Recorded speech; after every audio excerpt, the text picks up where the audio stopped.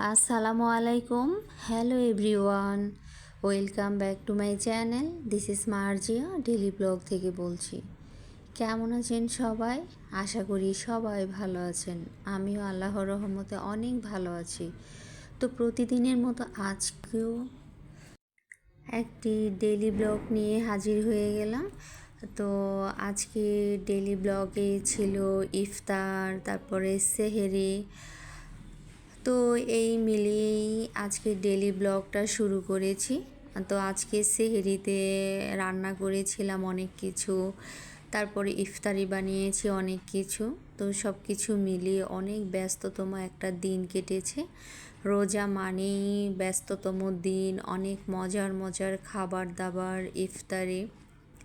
তো এর মধ্যে সিয়াম সাধনা করা ও আল্লাহর নৈকট্য লাভ করা একজন মুসলিম হিসাবে অনেক প্রয়োজন। খাওয়া দাওয়ার সাথে সাথে আমাদের নামাজ রোজা সব কিছুই ঠিক রাখতে হবে। তো যাই হোক, সকালবেলা ঘুম থেকে উঠে তো খাওয়া দাওয়া নেই, তো একটু কাজ করে নিলাম, তারপরে গুছিয়ে নিলাম। তো গুছানোর পরে হচ্ছে বিকেলবেলা। তো বিকেলবেলা যখন ইফতারি বানাবে, তো আজকে হচ্ছে ভেবেছি পরোটা বানাবো, পরোটা দিয়ে হালিম দিয়ে খাবো। এটা খেতে কিন্তু দারুণ মজা লাগে। আর হালিমটা তো বাহির থেকে কেনা, তাই বাসায় পরোটা করে নিলাম। তারপরে আমিত্তি, জিলাপি, তারপরে আরও অনেক কিছুই ইফতারিতে ছিল। তো ইফতারিগুলো বানিয়ে তারপরে হচ্ছে কিনে নিয়ে আসা হলো। তো সব কিছু মিলিয়ে এগুলো তো বিকেলবেলা অনেক কাজ করেছি। তো যখন সকালবেলা ঘুম থেকে উঠেছি তারপর তো অনেক কাজ থাকে। এর মধ্যে হচ্ছে আজকে বাজার নিয়ে এসেছিল। তো বাজার থেকে একটা বড় রুই মাছ এনেছে আর মুরগি এনেছে, তো রান্না করার জন্যে। আর হচ্ছে আমি রুই মাছটাকে খুব সুন্দর করে কেটে নিলাম আর মুরগিটাকেও কেটে নিলাম। তো রুই মাছটা একটু বড় ছিল, কাটতে একটু সমস্যা হয়েছিল, তারপরও খুব সুন্দর করে কেটে নিলাম। তো কাটার পরে হচ্ছে মাছটাকে খুব সুন্দর করে ধুয়ে নিলাম আর এর মধ্যে মুরগিটাও কেটে নিলাম। তো মুরগিটা হচ্ছে সেহরির সময় রান্না করবে। তো যখন মাছ কাটা হয়ে গিয়েছে, তো মাছটাকে তো ধুইলাম। তো ইফতারের পরও কিন্তু ভাত খাই, কয়েক পিস মাছ খুব সুন্দর করে ভেজে নিয়েছিলাম। যেহেতু ইফতারিতে অনেক পরোটা খেয়েছি, পেট ভরাই ছিল, তারপরে ভাবলাম যখন ভাত খাবো তখন কিছু মাছ ফ্রাই করে, তো মাছ ফ্রাই করে খেয়ে নিলাম। তো কাটার পরে তো এগুলো সব সুন্দর করে গুছিয়ে রাখলাম। তারপর গুছিয়ে রাখার পরে আর এর মধ্যে হচ্ছে ভিডিও দেখাটা অনেক কষ্ট হয়ে যায়, কারণ রোজা রেখে নামাজ পড়তে অনেক সময় লাগে, ওই সময়ে ভিডিও আসলে দেখাই যায় না।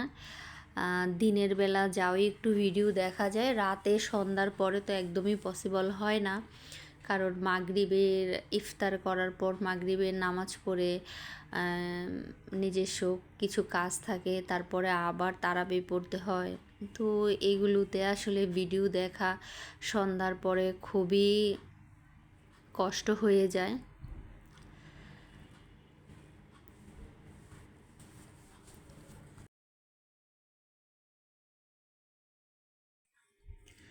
তো কিছু করার নেই, এর মধ্যে আসরের পর থেকেই তো শুরু হয়ে গেল। তো বাহির থেকে হচ্ছে অর্ডার দিয়েছিলাম আর বাসায় পরোটা বানাবো, তো মা আটাগুলো করে দিল, আমি খুব সুন্দর করে একে একে পরোটা বানিয়ে ফেললাম।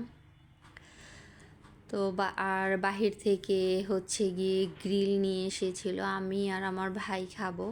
যেহেতু আজকে বাসায় আমরা তিনজনই ছিলাম, আমি, আমার ভাই আর মা, তাই খুব বেশি আয়োজন করা হয়নি। তো জিলাপি, আমেত্তি, বুরিন্দা এই জিনিসগুলো আমার তো ভীষণ পছন্দ, মানে ইফতার মানে আমার মিষ্টি জিনিস খেতেই হয়। আর যখন আলুর চপ, বেগুনি, পেঁয়াজু সব কিছু দিয়ে মুড়িটা মাখায় না, সেই সময় আমার জিলাপি তারপরে বুরিন্দা একবারে মাখিয়ে নিলে না, ওই মুড়ি মাখাটা খেতে দারুণ লাগে। তো আমাদের বাসায় অনেক সময় সবাই খেতে চায় না, তো আমি কি করি, আলাদা একটা প্লেটে নিয়ে ইচ্ছে মতো জিলাপি বুরিন্দা মিশিয়ে তারপরে মুড়ি মাখা খাই। ওই মুড়ি মাখাটা খেতে যে কী পরিমাণ ভালো লাগে। তাই রমজান মাসে প্রতিদিনই জিলাপি বুরিন্দা আমাদের বাসায় থাকে, আর কেউ না খেলেও আমার জন্য হলেও এগুলো থাকে। তো এগুলো তো নামিয়ে নিলাম। তারপরে হচ্ছে গিয়ে অলরেডি ইফতারিরও সময় চলে আসছে, তো একটুখানি ইফতারিগুলো গুছিয়ে নিলাম। ইফতারি গুছানোর পরে তারপরে হচ্ছে বাঙ্গি কেটে নিলাম, বাঙ্গির জুস করব ভেবেছি। তো এর মধ্যে একটু ট্যাঙেরও জুস করে নিলাম। বাঙ্গির জুসটা খেতে কিন্তু খুবই ভালো হয়েছিল। তো সব কিছু একদম গুছানো শেষ, এর মধ্যে তো আজান দিয়ে দিল। আলহামদুলিল্লাহ ইফতারি করে নিলাম। ইফতারির পরে হচ্ছে রাতের বেলা যখন ক্ষুধা লেগেছে, তারপরে মাছ ফ্রাই করে খেয়ে নিলাম।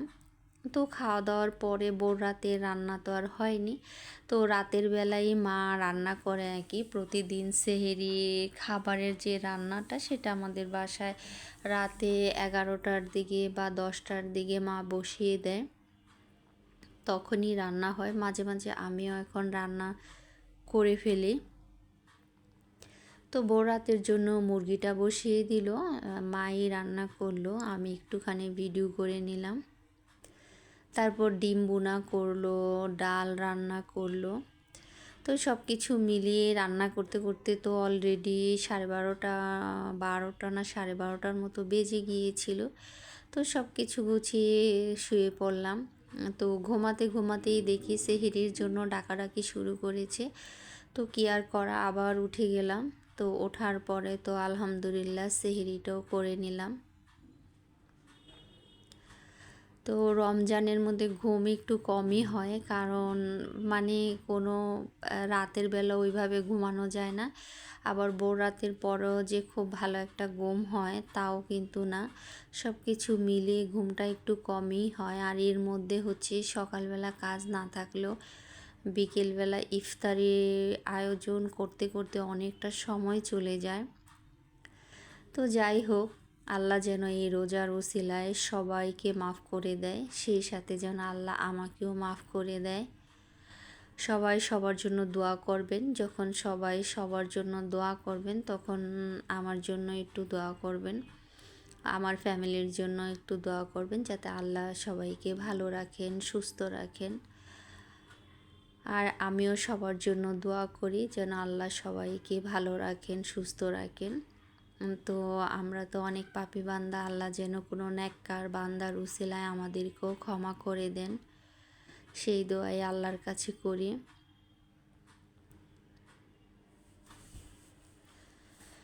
তো রমজানে কার কার কষ্ট হচ্ছে কাজ করতে, আমার তো অনেক কষ্ট হয়, কারণ আমার রমজানে কাজ করতে একদমই ভালো লাগে না, কিন্তু কিছু করার নেই, ভিডিও করার জন্যে হলেও একটুখানি কাজ করতে হয়। আর তাছাড়া আমি এমনিতেও এখন মাকে হেল্প করি, কারণ আমি নিজে নিজে কাজ করে দেখেছি আসলে কি পরিমাণ যে কষ্ট হয়। আসলে মা কত কষ্ট করে, তাই আমি চেষ্টা করি একটু মাকে সব কাজে হেল্প করতে। তো সব আপুদের কি অবস্থা, সবাই তো অনেক কষ্ট করে রান্না বান্না করে, ভিডিও করে, তারপরে হচ্ছে সবার সময় কিভাবে যায়। আমার তো সময় বিকেলবেলা যে কি করে চলে যায় আমি নিজেও বুঝতে পারি না। তো যাই হোক, আজকে সারাদিন অনেক কাজ করলাম। তারপরে সেহরিতে আবার একটু শরবত করি, কারণ সারাদিন রোজা রাখি, আর একটুখানি শরবত খেলে ভালো লাগে। তার সাথে মাঝে মাঝে একটু ফ্রুটসও কেটে নিই, যেমন আজকে সেহরিতে শরবত করেছি, তার সাথে মালটা কেটে নিয়েছি। তো এগুলো খেয়ে নিলাম। তো সবাই ভালো থাকবেন, সুস্থ থাকবেন। আবার নতুন কোনো দিন নতুন কোনো ডেইলি ব্লগ নিয়ে আপনাদের মাঝে হাজির হয়ে যাব। ওই পর্যন্ত সবাইকে আল্লাহ হাফেজ।